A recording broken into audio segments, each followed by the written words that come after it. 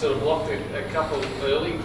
At what stage did you get the sense that it could be a really big night? Probably when I looked up and there was still 8 overs to go, and I think I was on 80 or 90.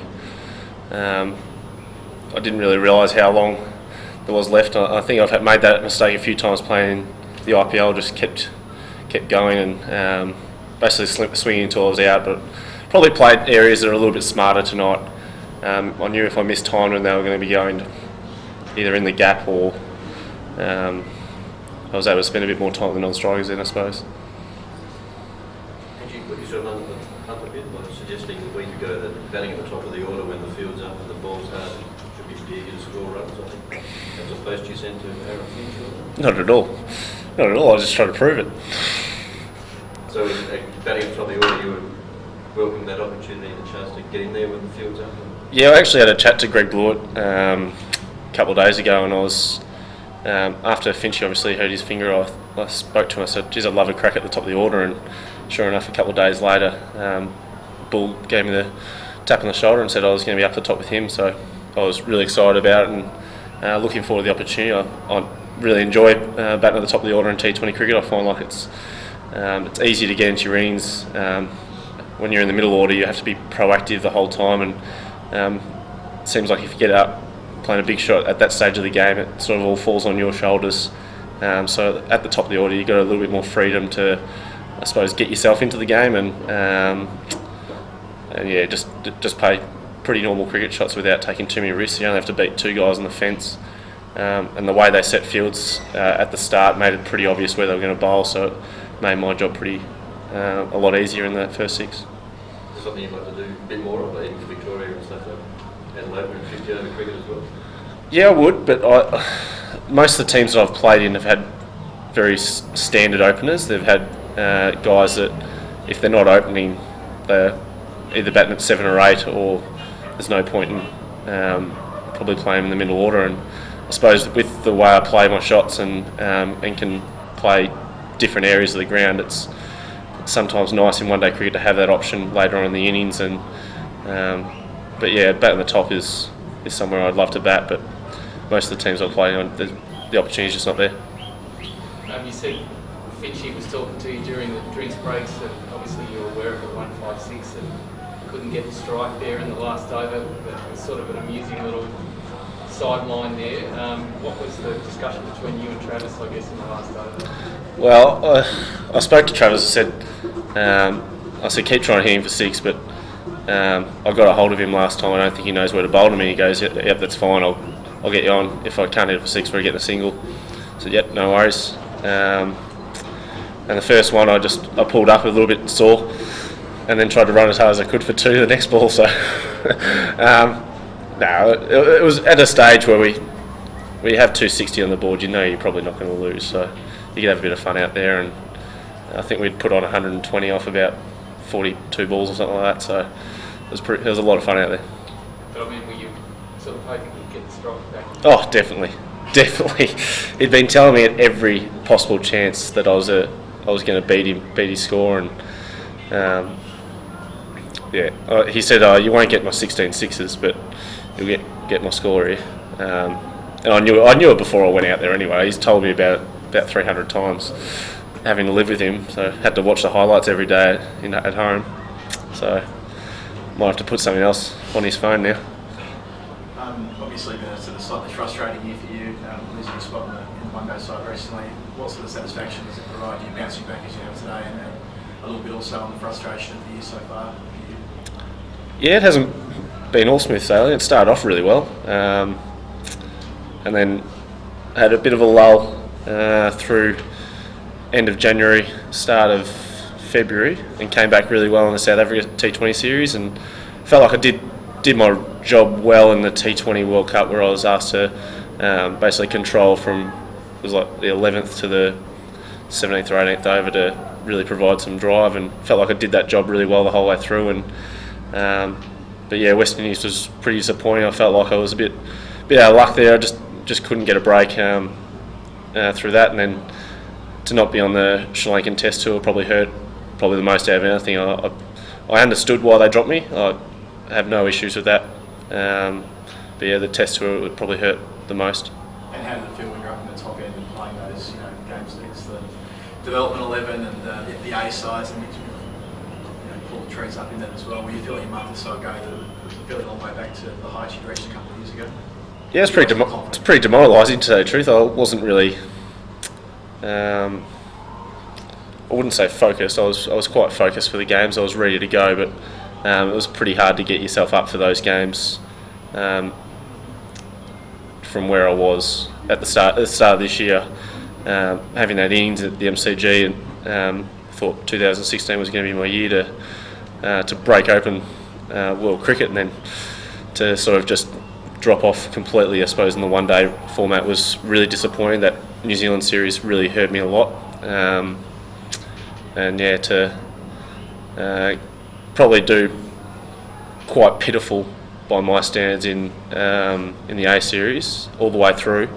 I think tonight I beat my total runs scored in the 4 days, 1 day is all up, which is just an indication of how badly I went. So I hold pretty high standards for myself. When I do play that level, I expect to dominate it. I expect to score a lot of runs, and yeah, it's pretty average. Thanks, guys. This discussion before the Test here about subcontinental specialists for India, given your record in the subcontinent, most of the forms of cricket is pretty good. Do you see that as another opportunity that may be? Yeah, but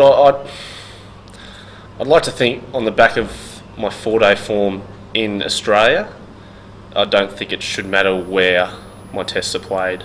I wouldn't like to be pigeonholed as a subcontinent specialist, because I know how difficult it is, having been a part of the Dubai series, the test series that we played against Pakistan, and the India test series in 2013. I know how tough it is when you do come over here for test match cricket. And to score runs in one-day cricket against a white ball in the subcontinent is totally different to facing a red ball when you've got 3 guys around the bat, 5 guys on the fence, and they're able just to plug away all day.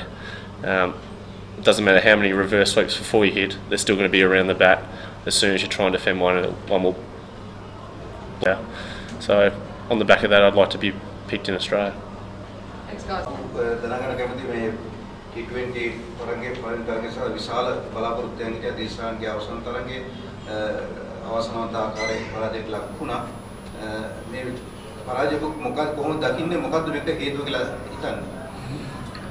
මම හිතන්නේ එක සුපිරි ඉනිමක් ඉතින්. ඒක තමයි අපි දැක්කේ. මම හිතන්නේ මැක්ස්වෙල් මම හිතන්නේ විශිෂ්ට ඉනිමක් ක්‍රීඩා කරේ. මම හිතන්නේ ඔහු ක්‍රීඩා කරපු විදිහට අපේ පන්දියවන්න මොන ආකාරයෙන් පන්දියවුවත් මම හිතන්නේ අද ඔහු එල්ල කරපු හැම පාරක්ම මම හිතන්නේ වැදුනා. ඉතින් ඒක දැන් විශිෂ්ට ඉනිමක්. ඉතින් අපි ඒක අගය කරන්න ඕනේ. මම හිතන්නේ අපිට ඉතින් ඉදිරියට දැන් අද ගිහිල්ලා කොළඹ තරගයට තව අපි සැලසුම් බලලා මොනවද කරන්න පුළුවන් කියලා අපි පුහුණුකරුවෝ ඔක්කොලමත් එක්ක කතා කරලා ඉතින් ඉදිරි තරඟවල බලන්න ඕනේ. ඔව් සුපිරි ඉනිමක් ක්‍රීඩා කරා. අපේ කණ්ඩායම දැන් අඩුපාඩු වුණා. අඩුපාඩු මම හිතන්නේ ඉතින් පන්දුවේ 260ක් වගේ ලකුණු සංඛ්‍යාවක් තියෙද්දි මම හිතන්නේ හඹා යද්දි මම හිතන්නේ ගොඩක් වෙලාවට පිටිකරුව වශයෙන් හැම පන්දුවකටම වගේ පහරක් එල්ල කරන්න ඕනේ. මොකද අපි හඹා යද්දි අපිට රන් රේට් එක කොහොමත් පස්සට යන්න දෙන්න බෑ. ඉතින් එහෙම සමහරලාට ක්‍රීඩා කරද්දී ඉතින් කඩලු දැවි යනවා. ඒකට මම හිතන්නේ 20 තරගයක පොඩි කාලයක් තියෙන. ඉතින් අපිට ඒකට ලොකු වැරද්දක් කියන්න බෑ පිටිකරුවන්ට. මොකද හැම පන්දුවකටම පාරක් එල්ල කරන්න ඕනේ. ඉතින් මැක්සෙල් වගේ අපේ කණ්ඩායමෙත් කාට හරි ගහන හැම පාරම වැදුනා නම් සමහරට අපිට 260 ළඟට එන්න අවස්ථාවක් තිබ්බා. ඉතින් අපේ කණ්ඩායම පන්දියවන්නන් සහ පිටිකරුවන්ගේ බලාපොරොත්තු සේවා ලැබුණා. බලාපොරොත්තු සේවා ලැබුණා. මම හිතන්නේ අපි තරඟය ජයග්‍රහණය කරනවා නේද? මම හිතන්නේ අපි බලාපොරොත්තු දේවල් උන්නේ නැහැ. මම හිතන්නේ අපි ගොඩක් සැලසුම් කරලා ආවා. සමහරවිට ඒ සැලසුම් වලට වුන් හරියාකාරයෙන් මම හිතන්නේ ඒ සැලසුම් වලට වුන් හොඳට මුහුණ දුන්නා. ඒ සැලසුම් අපිට ඒ සැලසුම් වලට හොඳට උත්තර ලබා දුන්නා. ඉතින් ඒකෙන් මම හිතන්නේ අපිට ලොකු අවාසියක් වුණා. මම හිතන්නේ මැක්ස්වෙල්ගේ ඉනිමෙන් තමයි ගොඩක් මොකද එයා අපේ සැලසුම් කරගෙන ආපු ගොඩක් දේවල් වලට මම හිතන්නේ එයා ගාව පිළිතුරක් තිබ්බා ඒකට. ඒක තමයි ලොකුම හේතුව. අපි දැක්කා අන්තර බාහිර දෙන්නේ ඉන්නේ තිසර පෙරේරාට පස්සේ. ඔබ හිතනවාද ඔබ තිසර පෙරේරා කලින් ඇවිල්ලා යම් කිසි දෙයක් කරන්න පුළුවන් කියලා සහ අන්තර බාහිර දෙන්නේ ලයින් අප් එකේ ඒ සිද්ධ වෙච්ච වෙනස කණ්ඩායමේ පරාජයට බලපෑවයි. මේමයි මම හිතන්නේ කණ්ඩායමක් වශයෙන් අපි තරගයේ යනකොට තීරණය කරන්නේ අපිට ඒ අවස්ථාවේ සුදුසු මොන පිටිකරුවද යන්න මොන පන්දු යවන්නද පන්දු යවන්නේ මම හිතන්නේ සමහර අවස්ථාවල ඒ වරදින්න පුළුවන් හරියන්න පුළුවන් මම හිතන්නේ ඒ අවස්ථාවේ අපි ඒ තීරණය ගත්තේ මම හිතන්නේ අපේ ඒ කට්ටියගේ ඇඩම් සම්පා බෝල් කරේ ඉතින් ලෙග් ස්පිනර් කෙනෙක් අපි හිතුවා එයා බෝල් කරද්දී තිසර පෙරලා ගියොත් තිසරට ලකුණු ටිකක් ගහන්න ඒ කියන්නේ ප්‍රෙස් කරන්න පුළුවන් මොකද පන්දු ඇතුළට දාගෙන කැවෙන ඉඳ කියලා ඉතින් ඒ වගේ හේතුවකින් තමයි මම හිතන්නේ මේ තීරණය ගත්තේ ඉතින් කණ්ඩායමක් වශයෙන් තීරණයක් ගත්තාම මේකට අපි හැමෝම බැඳිලා ඉන්නවා ඒකට මේවා කරන්න අපිට කිසිම අවස්ථාවක කියන්න බෑ මේ හේතුින්ද පෙරදුනේ මේක හේතුින්ද මම හිතන කණ්ඩායමක් වශයෙන් ඔක්කොලා මේ ගත්ත තීරණය වලට ඔක්කොලාම මම හිතන්නේ ඒක එකලස ලබා ගන්නවා කපු මේ තරගයේදී කොයි වගේ සැලසුමක් තියෙන විශේෂයෙන්ම අපි මේ තරගයට ආවේ කම්දේවර්ණ පස් දෙනෙක් සමග විශේෂයෙන්ම ආසිය වාසිය දිනලා අපි හම්බායාම තෝරගන්නවා මේකෙන් කියන්නේ මේ සැලසුම කොයි විදිහටද ඕගොල්ලෝ මේක සක්සස් කරගන්න බලාපොරොත්තු වෙන්නේ නෑ මම හිතන්නේ අපි තනතිරුව බලලා අපි තීරණය කරේ අපි හඹා ගිහිල්ලා තරගයට අවතීර්ණ වෙමු කියලා මොකද තනතිරුව ඉතාම හොඳ තනතිරුවක් ඕවර් 40ක් මම හිතන්නේ ඉතාම හොඳින් තනතිරුව හැසිරුණා මම හිතන්නේ අපි ඒ ගත්ත තීරණය ඒ කියන්නේ කාසිවාසීන් ගත්ත තීරණය මම හිතන්නේ කිසිම වැරද්දක් තියෙනවා කියලා මම හිතන්නේ අපේ පළවෙනි පන්දුවාර 6 අපේ පොඩ්ඩක් ඕස්ට්‍රේලියන් කණ්ඩායමට මේ මොමන්ටම් එක ගියා. ඒකෙන් තමයි ගොඩක්ම මම හිතන්නේ අපේ සැලසුම් වලට අපිට අවතීර්ණ වෙන්නත් අවස්ථාවක් හම්බුනේ නැහැ. මොකද පළවෙනි ඕවර් 6 යනකොට ලකුණු 70ක් 80ක් වගේ ලකුණු සංඛ්‍යාවක් ආවම ටිකක් අමාරුයි අපිට සමහරලාට අපේ සාමාන්‍යයෙන් අපි හදාගෙන යන සැලසුම් වලට යන්න අපි හැබැයි ඊට පස්සේ තියෙන සැලසුමුත් අපි ක්‍රියාත්මක කරා. නමුත් මම හිතන්නේ ඒක සැලසුමක් කළත් අපිට ඒ කියන්නේ හරි අපේ පැත්තට වාසි වෙන පිළිතුරක් හම්බුනේ නැහැ. මම අර කලින් අර ප්‍රශ්නයක් තියෙනවා. කප්පු දැන් ඔබ සෑහෙන කාලයක ශ්‍රී ලංකා කණ්ඩායමට එනවා යනවා. එතකොට පිටිකරන පිළිවෙලේ නම්බර 1 ඉඳන් නම්බර 7 8 වෙනකම් ක්‍රීඩා කරලා තියෙනවා. මේක ඔබට නිත්‍ය ස්ථානයක් නොලැබීම ඔබගේ මේ ක්‍රීඩා ජීවිතය සාර්ථක කර නොගැනීමට හේතුවක්ද ඔබ එහෙම පන්දුවේ ක්‍රීඩාවේ දක්වන ස්ථානයක් තියෙනවා. මේමයි ඕන පිටිකරුවෙක් මම හිතන්නේ උඩින් බැට් කියන්නේ පිටිකරන ලයිස්ට් උඩින් බැට් කරන්න අවස්ථාවක් හම්බ වෙනවා නම් කැමැති. මම හිතන්නේ මොකද වැඩි පන්දු සංඛ්‍යාවක් හම්බ වෙනවා. ඉතින් ඔබට අවස්ථාවක් තියෙනවා. හැබැයි ඉතින් එක එක ටීම් එකේ ඔක්කොලාටම උඩින් බැට් කරන්නත් බෑනේ. එක එකලාට තියෙන දක්ෂතාවයල් වෙනස්. ඉතින් මම හිතන්නේ මගේ දක්ෂතාවයෙන් අපේ සිලෙක්ටර්ස්ලා පුහුණු කරුවෝ ඒ කට්ටිය මම හිතන්නේ අඳුරගෙන තියෙන විදිහට තමයි මට අවස්ථාව හම්බෙන්නේ. ඉතින් මම ඒ ගැන කිසිම පසුතැවීමක් නැහැ. මොකද මට කණ්ඩායමේ ක්‍රීඩා කරන්න අවස්ථාවක් හම්බ වෙනකොට කණ්ඩායමට උපරිම දෙන්න තමයි මගේ බලාපොරොත්තුව තියෙන්නේ. මම පිටිකරනට යන්නේ පළවෙනියටද හත්වෙනියටද කියන එක එච්චර අදාළ මේ කියන්නේ බලපාන්නේ නැහැ. මොකද මම මැදට ගියාම මගේ ක්‍රීඩාව තමයි ක්‍රීඩා කරන්නේ. කපුදර අපි දැක්කා මේ තරගයේ ඔබ කියන මැක්ස්වෙල්ගේ ඉනින්ග් කියලා මේක ටර්නින් පොයින්ට්. ඒක දැන් තරගය අවසන් වෙනකොට ඒක කියන්න පුළුවන්. නමුත් අපි දැක්ක දෙවෙනි ඕවරේ ආපු කසුන් රාජිතට 19ක් ගහන වෙනකොට ඕවර්ස් දෙකට 14යි ගහලා දෙනවා. ඔබට හිතෙන ඩේවිඩ් වෝනර් ගහපේ ලකුණු 19න් තරගය සම්පූර්ණ වුණා. මෙහෙමයි ඉතින් තරගයක එක පන්දුවාරයක් කියන්න බෑ තරගය වෙනස් වෙන්නේ. මොකද පන්දුවාර 20ක් තියෙනවා. මම හිතන්නේ ඩේවිඩ් වෝනර් මං කිව්ව එකයි පළවෙනි පන්දුවාර 6 කට්ටිය ලබාගත් ආරම්භයෙන් තමයි මම හිතන්නේ අපේ සැලසුම් ගොඩක් වෙනස් කරන්න උනේ. ඩේවිඩ් වෝනර්යි මැක්ස්වෙල්ගේ ලබාගත් ආරම්භයේ දෙන්නම එක වගේ පහර දුන්නා. මේ ඊට පස්සේ පන්දුවාරේ මැක්ස්වෙල් හොඳට ගැහුවා. ඉතින් මම හිතන්නේ එහෙම එක පන්දුවාරයක් කියලා ගන්න බෑ. මම හිතන්නේ විශේෂයෙන් අපි ඕවර් 20ක් තුල ගත්තොත් මම හිතන්නේ මැක්ස්වෙල්ගේ ඉනිමෙන් තමයි අපේ මේ මොකද ඔහු එමෙ ඔය ගිය පාරවල් එකකින් හරි දැවි ගියා නම් සමහරට ඔය ඔච්චර ලකුණු සංඛ්‍යාවක් එන්න අවස්ථාවක් නැහැ. අංජක් කාලේ T20 සටාව ගෙනාවට පස්සේ අප වන් ඩේ එකකට ගෙනාවා ඊට පස්සේ ආයෙත් කරනවා මේ කියනවා.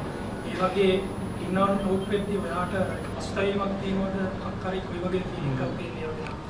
ඇත්තටම මම පොඩි ආබාධයකටත් ලක් වෙලා හිටියා. ඉතින් ඒකෙන් සුව වෙන්න අවස්ථාවක් හම්බුන්නේ නැහැ. ඒකින්ද තමයි මාව සිලෙක්ෂන් වලටත් මේ ඒ කියන්නේ අවైలබල් හිටියේ නැහැ. ඉතින් එහෙම පොඩි ප්‍රශ්නකුත් තිබ්බා. ඊට පස්සේ ආපු ක්‍රීඩකයෝ හොඳට ක්‍රීඩා කරා. මම හිතන්නේ පොඩි ක්‍රීඩකයෝ ඔක්කොම. ඉතින් ඊට පස්සේ අවස්ථාවක් එනකල් දැන් බලන් ඉන්නවා. ඉතින් හොඳට ක්‍රීඩා කරලා ඒක තමයි ඉතින් ක්‍රීඩාවේ ස්වභාවය. සමහරලාට ඔබට හම්බ වෙන අවස්ථාව සමහරලාට ඔබ කණ්ඩායමෙන් එළියට යනවා මොන හරි හේතුන් මත. ඉතින් නැවත එනකොට ආයෙ ඇවිල්ලා පුළුවන් හැකි උරමින් රටට සේවයක් කරන්න තමයි බලාපොරොත්තු. ආබාධය ලකුණේ මොන හරියට මොන මැච් එකට කලින් ආබාධයට ලක්ුණේ ලෝක කුසලානේ මගේ දණිය පොඩි ආබාධයක් ආවා මේ සවුත් අප්‍රිකා මැච් එකේ. ඒකේ ඒ දණිය ආබාධය සුව වෙන්න මාස 3-4ක් ගියා. මම හිතන්නේ ඒ ටික ඒ කාලේ මම වැඩි ක්‍රිකට් ක්‍රීඩාවට සම්බන්ධ වුනේ නැති හින්දා මම හිතන්නේ මම සිලෙක්ෂන් වලට කට්ටිය බැලුවේ නැත්තේ. නෑ පොඩි කියන්නේ අලුතෙන් කණ්ඩායමට ඇතුළු වුණු ක්‍රීඩකයෙක්. නෑ මම පොඩි කියලා කිව්වේ අලුතෙන් කණ්ඩායමට ඇතුළු වුණු ක්‍රීඩකයෙක්. ඉනිම ගැන සන්තෝෂයි. ඉතින් මම හිතන්නේ ඒ මම පිටිකරණයට යන වෙලාවේ මම හිතන්නේ සෑහෙන ලකුණු සංඛ්‍යාව ලබා ගන්න තිබ්බා. ඉතින් මමයි චන්දිමාලුයි කතා වුණේ අපි පුළුවන් තරම් ටාගට් එක කියන්නේ ලකුණු සංඛ්‍යාව ළඟට යන්න. මොකද ලොකු ගානකින් පරාද වෙනවට වැඩිය අඩු ගානේ ළඟටවත් ඇවිල්ලා අපි 200ක් 220ක්වත් අපි උත්සාහ කරමු කියලා. ඉතින් ඒකට තමයි සැලසුම ඇදුවේ. ඉතින් අවසනාවට චන්දිමා දැවි ගියා. ඉතින් සන්තෝෂයි. හැබැයි ඉතින් කණ්ඩායම් පරාජය ගැන උනාට පස්සේ ඉතින් සන්තෝෂ වෙන්න බෑ තමන්ගේ පෞද්ගලික දේවල් වලට. කපුන් අපි මේ තරගවලදී දැක්ක සුළු දෙයක් තමයි රිවර්ස්විප් පාර විශාල වශයෙන් ඔස්ට්‍රේලියානු දෙලක මේ වගේ තරගයේදී ඒ වගේ රිවර්ස්විප් පාරවල් වලින් ලකුණු රැස් කිරීම කොයි විදියටද පන්දු රකින්න කණ්ඩායම අසරණත්වයටපත් වෙන්නේ? අද දැක්ක ඉතින් හොඳටම අසරණ වුණා. ඉතින් මම හිතන්නේ හොඳ පන්දු වලට තමයි ඔක්කොම රිවර්ස්විප් ගහපේ ඔක්කොම ක්‍රීඩා කරේ. මොකද එතනට ෆීල්ඩ් එකක් දාන්න බෑ. ඒතකොට අනිත් පැත්තට ගන්නවා. ඉතින් ඒ වගේ අවස්ථාවල හරි අමාරුයි නායකයෙක්ටත් පන්දු යවන්නෙකුටත් ෆීල්ඩ් එකක් මෙහෙම දාලා යාගේ රිවර්ස් ස්විප් එක නවත්තන්න කියන්නේ. මොකද මැක්ස්වෙල්ගේ ක්‍රීඩ එක විශේෂයෙන් යා රිවර්ස් ස්විප් එකයි ස්විප් එකයි ඔක්කොම හොඳට ගන්නවා. ඉතින් එක පැත්තක් වහපුවම අනිත් පැත්ත ඇරෙනවා. ඉතින් එහෙම හරි අමාරුයි. මොකද එයා ගහන හැම එකක්ම අද වැදුනා. රිවර්ස් ස්විප් ගහපු එකක්වත් මිස් ටයිම් වුණේ නැහැ, මිස් වුණේ නැහැ. ඉතින් එතකොට හරි අමාරුයි ඒ වගේ වෙලාවකට පන්දු යවන්න.